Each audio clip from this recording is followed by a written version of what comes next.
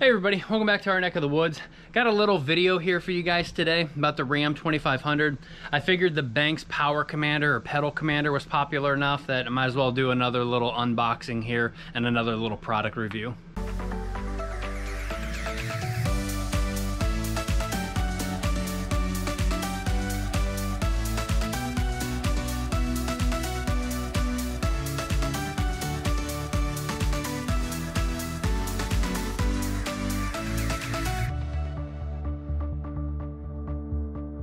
All right, so it's nothing too special, but when I got this thing in the mail the other day, I laughed so hard I figured I had to do a video about this. And basically, it's about getting a new trailer receiver or a trailer hitch. I've had lots over the years. You know, you start out with like a 2-inch ball for some trailers that you have.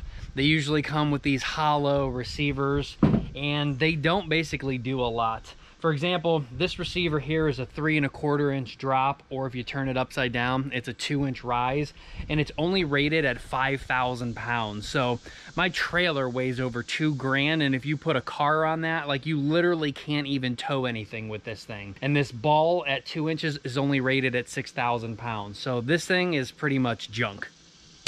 When I got my trailer, I had to quickly run to the store and get a new one because I needed a little bit more drop, and I needed a 2 5/16 ball here. But even this thing, being again hollow, it looks like it's only rated at 5,000 pounds also, but this ball is rated at 6,000 pounds. Again, you put a car on a car hauler, you're already over your weight. And that's when I upgraded to this bad boy. This is a solid piece of steel instead of being hollow. And it's only a 2-inch drop. But the reason why I got this guy here was because we were going to be moving the trailer around, or we were going to have to like bring it to the property. But luckily the RV place brought it for us. But this solid mount here was rated at 17,000 pounds. And the reason why I only went with a 2-inch drop is because the tongue weight of this trailer is so heavy that I wanted as minimal drop as I could. The ball on it also being 2 5/16, it's rated at 12,000 pounds, but that trailer fully loaded weighs 12,000 pounds because it's 9,990 pounds actually dry, and you're allowed to tow 2,000 pounds of storage. So that would put us at exactly basically 12,000 pounds. So this guy could get it done, but the only thing that sucks about this is the drop isn't enough. So when I'm driving down the street on this trailer here, the front 2 tires are actually off of the ground because the 2500 just doesn't sag enough in the rear, which is good for towing. And even when we put the Camaro on there at 4,000 pounds almost, with the engine up front, it still rides down the road on the trailer like this. So I finally thought I need to be a big boy and I need to upgrade. And one upgrade that I ended up doing, the Ram 2500 comes with this kind of reducer here. I actually have a 3-inch receiver, or I'm sorry, a 2.5-inch receiver. But to drop down to all of those 2 inches, you basically have to insert this first and then put your receiver so that you can drop on down. Well, I thought, why not? Let's just be grown-ups here and we'll get a big boy. We need something that can have a different drop or elevation that's adjustable. And I just went ahead and went with the 2.5 that it comes with. So this guy here, fully assembled, weighs 45 pounds. It's from GWT Auto. I got it on Amazon. Yes, it's made in China. But this thing is a 6-inch drop or turn it over, and it's a 6-inch rise. But I just laughed so hard when I got this thing because I just cannot believe how big it is and how heavy it is. It is rated that if it comes with this solid, this is the other cool thing, it obviously has a reversible ball, so 2 5/16 and 2-inch. But at the 2 5/16, this thing is rated at 28,000 pounds. And if you turn it over, the 2-inch ball is rated at 20,000 pounds. So this thing is just freaking ridiculous. What I like about it so far though, is it comes with this like little plastic or rubber insert that you put on the front. So that way when it's installed inside of itself, it's like an anti-rattle shield. They also give you a metal spacer and they give you 3 more rubber spacers. And what that is for, it comes with an Allen wrench, and it comes with this bolt here in the back that when it's slid into the receiver, you can add these spacers and then tighten this bolt up on the inside here. And basically you can get anti-rattling within your receiver, and you can get anti-rattling on the ball itself. So I just thought this was a cool product. It comes with maybe stainless steel. I don't think so. They're probably just galvanized, but it comes with 2 locking pins and then cotter pins, so your ball is secured on there. And then it comes with, I think this actually looks stainless steel because it's a different color than these ones over here, but it comes with a locker too, so that way nobody steals it. Yes, this is kind of expensive. It's like $200, as opposed to, if you add up all of that over there, that doesn't even add up to $200. But there is more expensive out there on the market. But I just figured for up to 20 to 28,000 pounds that this guy is basically just going to be bulletproof, and it's going to be so much nicer to actually finally have an adjustable drop.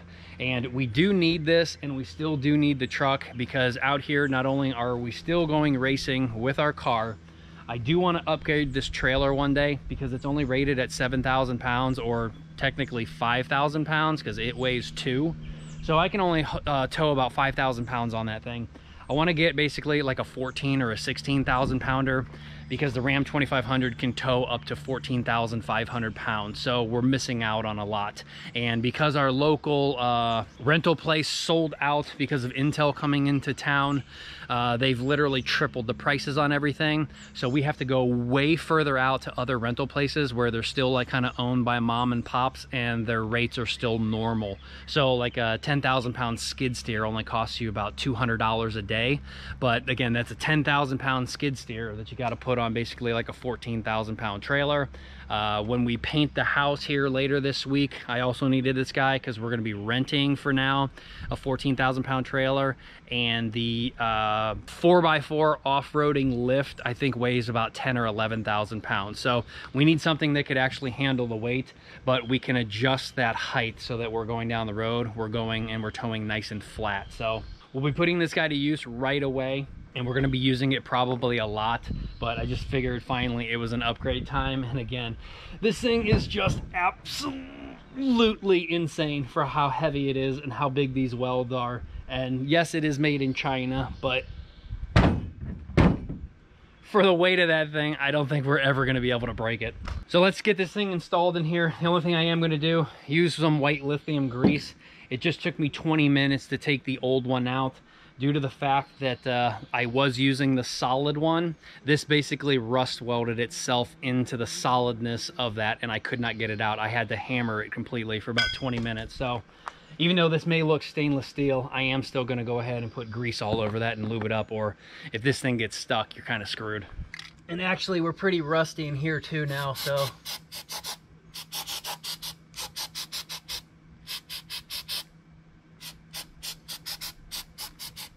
might as well put that grease all over everything.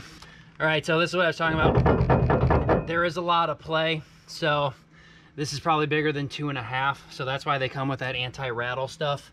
But if we're gonna use, say, the pin, there's 2 holes in there. If we're gonna use the hole furthest out, it looks like we've got some space in here. So I think we can get away with the 1 metal one and the 1 rubber one to put on here.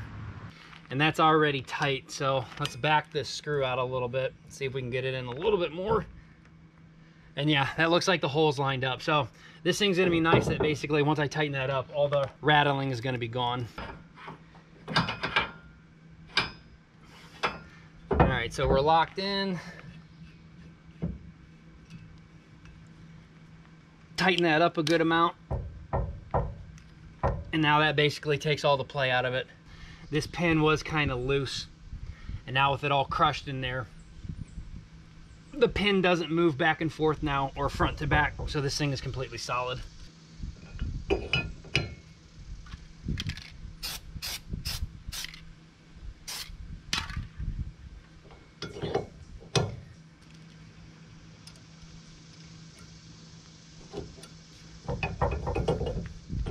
All right, so it still has a little bit of rattle and movement, but with that rubber kind of isolator in there, you shouldn't be able to hear it in the car.